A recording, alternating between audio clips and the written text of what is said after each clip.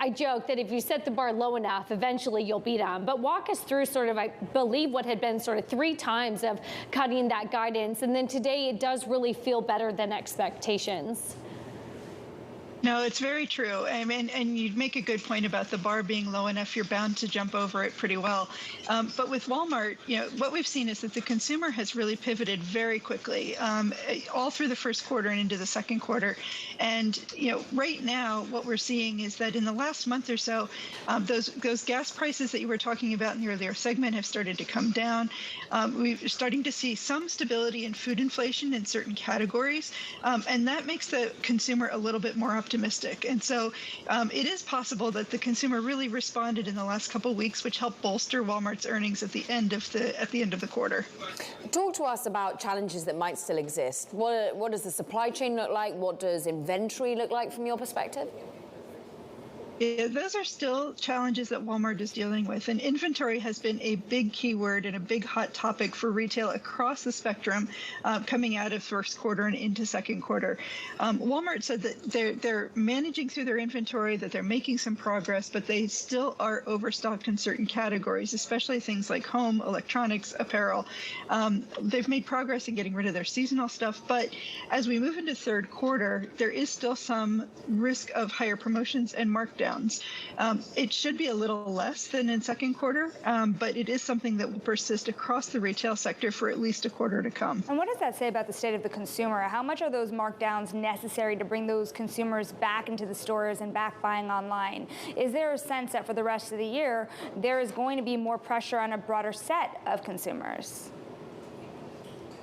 Well, part of the issue is that there was just too much inventory and that the retailers, if they were going to clear it, had to bring it down.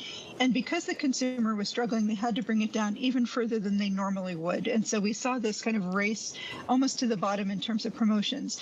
But when you're in a recessionary type environment, promotions are a critical playbook that these retailers follow. And so we are expecting to see promotions stay fairly robust through the end of the year. And it is something that helps bring consumers into the stores and keeps them shopping. With regards to online, one of the benefits that Walmart has as a big box retailer and the fact that they sell so much food is that when people are really in a pinch, online can actually be a way to budget. You can go on and you can purchase things and stay within a budget pretty easily because you can see your cart as you add things to it. So that may actually turn out to be an advantage for Walmart that could help propel their online sales as we get through the back to school season and headed into the holiday season as well.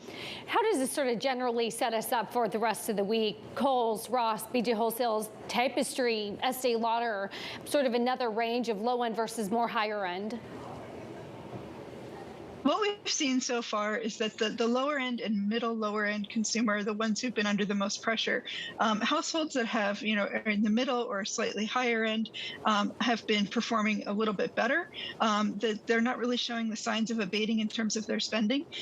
When you're talking about companies like TJX, that appeal for the treasure hunt still exists, and people love a discount. And even if they're not in a real pinch in terms of their own spending, they still love a discount and they still love to find a bargain.